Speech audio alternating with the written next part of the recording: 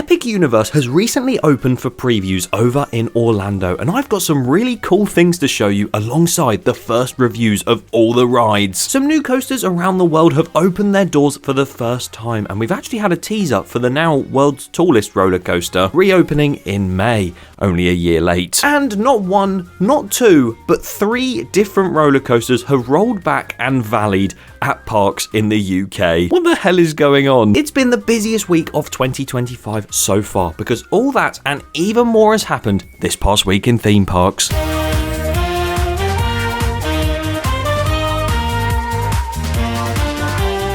Yes, welcome back to the most consistent series this past week in theme parks, where we take a look at all the different news worldwide in the theme park industry in the past 7 days. But as said, there is so much that has happened this past week, so if you want to skip to specific stories, use the video progress bar chapters below, and use the subscribe button if you haven't already. This is a weekly series where I cover the news, and I also do so much more on this channel, theme park wise, so yes, subscribe if you haven't already, it'd be greatly appreciated. And at this point I usually sit there and say, oh, we're going into the quick fire segment where I just rattle off loads of different news pieces like a gun. That is not the case today, because there is so much news that it may as well be a slow fire segment, because the screen in front of me is just filled with news. So I guess, unlike normal, let's just get into the news. Gardaland Resort over in Italy, a theme park with the sequel to Oblivion at Alton Towers, has announced that from the 12th of April you'll be able to immerse yourselves in their brand new ride, Animal Treasure Island. Although on the website it says the 12th of April. Not the 12th. Maybe it'll just never open, because that date doesn't exist. Talking of new rides at Merlin Parks, Legoland Korea has announced their new spinning coaster will be opening on the day before Animal Treasure Island, the 11th of April, not the 11th of April. And yet another thing opening, but this time not a ride, a little bit less exciting than that, I guess. Efteling in the Netherlands are reopening their Wonder Hotel, a brand new refurbished version of a previous hotel that was there, on the 18th of April. So a lot of things opening over the next couple weeks, such as much as there's not a date, Stampida at Portaventura, a wooden roller coaster, has undergone a Titan track overhaul on a couple of its turns, and with that now testing and with a POV being shown where it looks so gorgeously smooth, that is not far off of reopening very soon. Talking of POVs dropping, the Wild Buffalo at the park that I very much butchered the pronunciation of last time, a new wooden coaster opening, that has had a POV released and is testing as we said last time, so I think that's going to open soon too. Same with Helios at Fantasialand in Austria, because my god, that thing looks incredible, and that's also had a very poorly filmed POV released too, and that one opens on the 12th of April, so that one's very soon. And even Liseberg in Sweden have been busy constructing their ride for 2025, and that is nearing completion too. A Huss breakdance looking ride, and it'll be indoors and be in the center of the Helix on Valkyria, which looks awesome, and I can't wait to see that open too. But I was not excited when Six Flags Magic Mountain announced Superman Escape from Krypton, god that was a mouthful, will be officially closing forever. And as much as that was reported last week, I found it quite funny when I saw that Six Flags Magic Mountain actually acknowledged the fact it is closing. We've just had the announcement of it closing, and they've actually said something about it straight away. I can't imagine Six Flags ever not mentioning a roller coaster closing. Although with that being said, it has been spotted at Six Flags Great Adventure that some merchandise has gone on sale that says RIP Kingda Ka. So you didn't want to mention it on any social media platform, didn't want to mention it anywhere, and now you've released a bloody t-shirt that says it. I give up with this company. Talking of that park, they have also renamed Deja Vu to the Scrambler. Mighty Canadian Mindbuster at Canada's Wonderland. God, these names are amazing. That one was a bit of a scramble. That wooden roller coaster has had some retracking done to it as well, and it's going well. Zambezi Zinger at Worlds of Fun has had its lift hill enclosed now, and they've actually shared some photos of the lift hill being enclosed, and I can't lie to you, it looks extremely odd. Thunderbird at Holiday World has actually reduced its height restriction for the ride. They've actually reduced it to 1.22 meters, which is 48 inches, from the previous 1.32 meters, which is 52 inches. More parks should do that. Similar to the fact that more theme parks that have 2 water parks, not that there's many, should keep them both open as much as they can. Because Walt Disney World has finally announced that their Typhoon Lagoon and Blizzard Beach Waterparks, will both be open from the 21st of May through to the 7th of September for the first time in like 6 years. But it's nice to see them opening them both throughout summer. Whilst we're in Florida, the Terra Luna Resort over at Universal's Epic Universe has opened, and there have been previews of that hotel since, and that's actually happened on March 25th, 2025, so I'm actually a week late to that.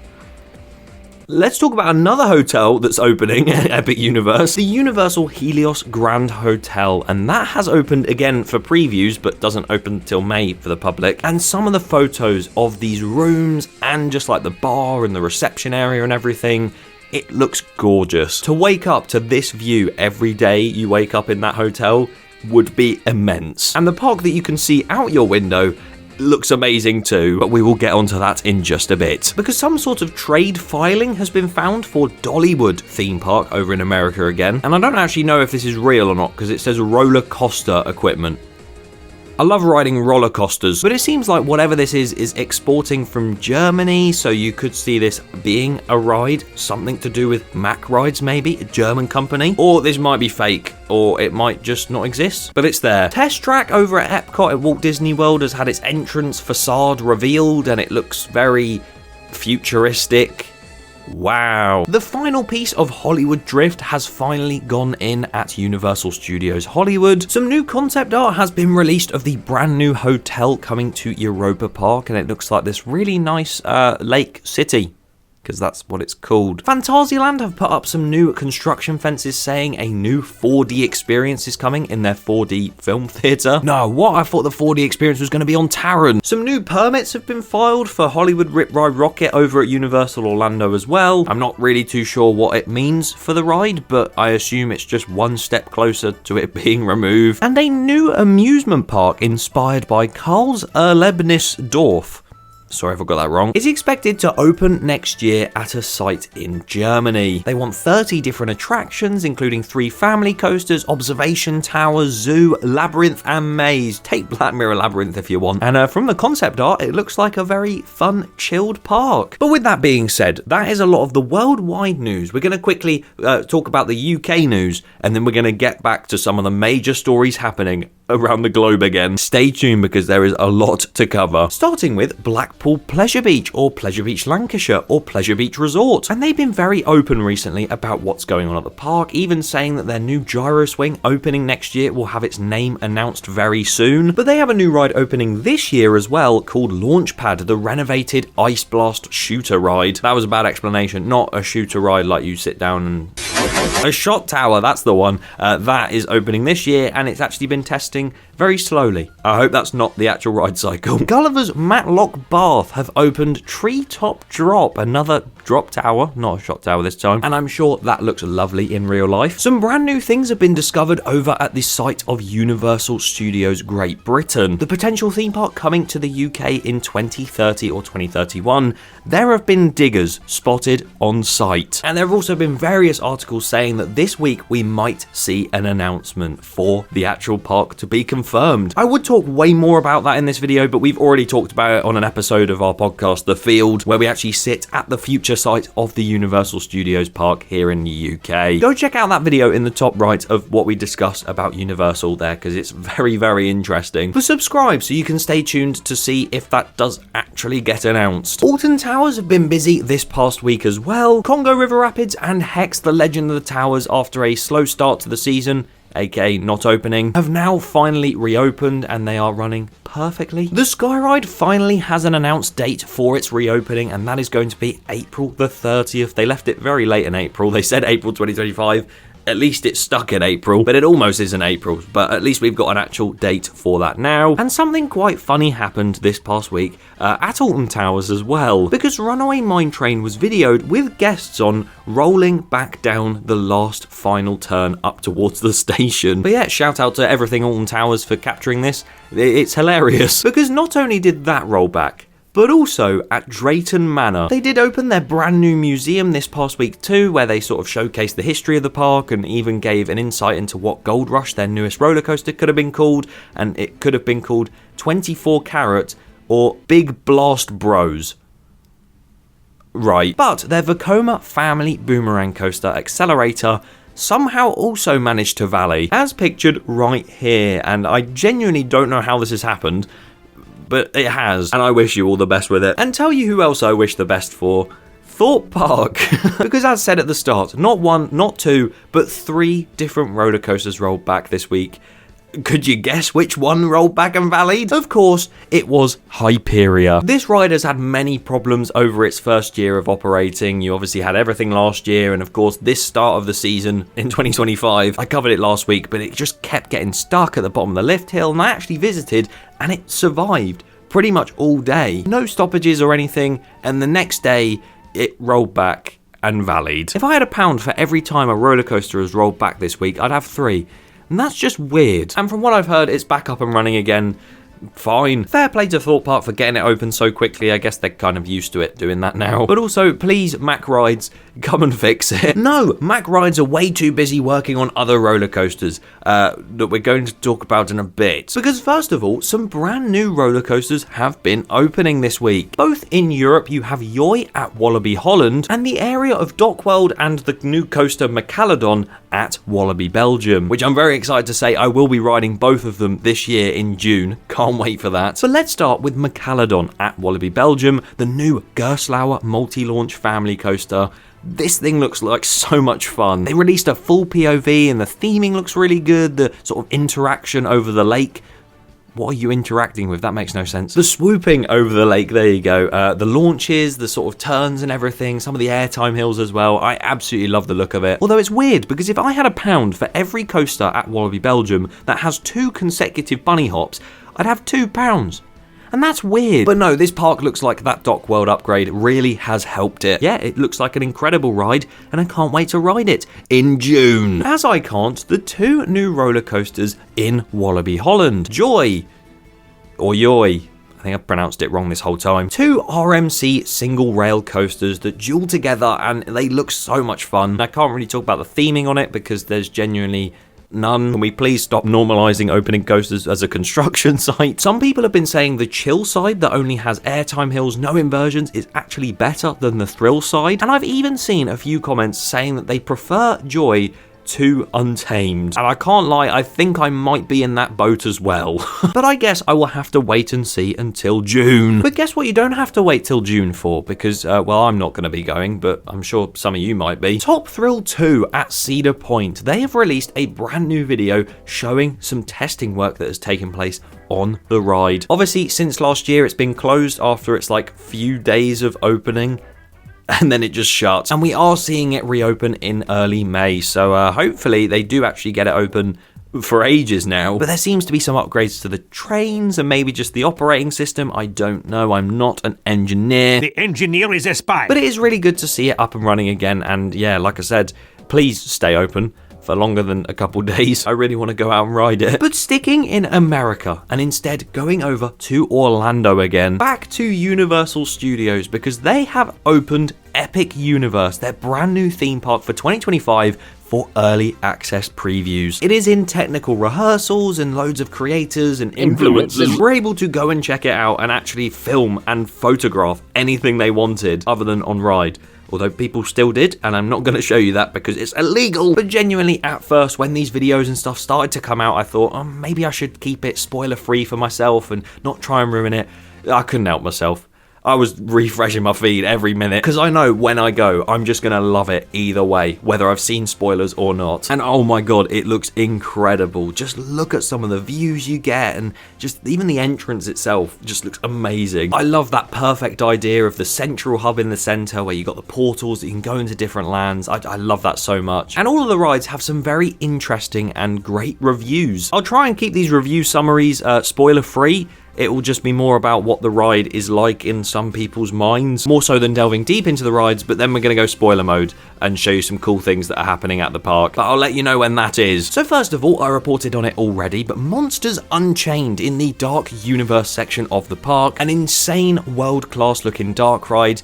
it lives up to that expectation from what I've seen. Various people saying that the actual ride inside is absolutely incredible. Some of the things beforehand as well in the queue line, and just the way the story and the ride itself presents it, I guess, makes it one of the best rides in the world. Curse of the Werewolf, the max spinning coaster in the same area, has also been said to be really fun, although there's a lot of net complaints, because there's a lot of nets around. Going back out and into Super Nintendo World, that area is pretty much the same as all Nintendo Worlds, just with the added Donkey Kong Country at the back, and that ride looks like so much fun as well. Very janky and a bit rough, but because of it being a minecart and it being a bit mad, I sort of get it. I do find it crazy how Universal makes a ride rough as part of the theme. But that is apparently a really fun ride, as well as the Mario Kart ride in the main Nintendo World bit, and Yoshi's Adventure. The How to Train Your Dragon Isle of Berk has a show inside of it that I haven't actually seen anything about, and apparently that is amazing. Everyone highly recommends that you go and watch that. The two smaller family rides in there, the Splash Battle and the sort of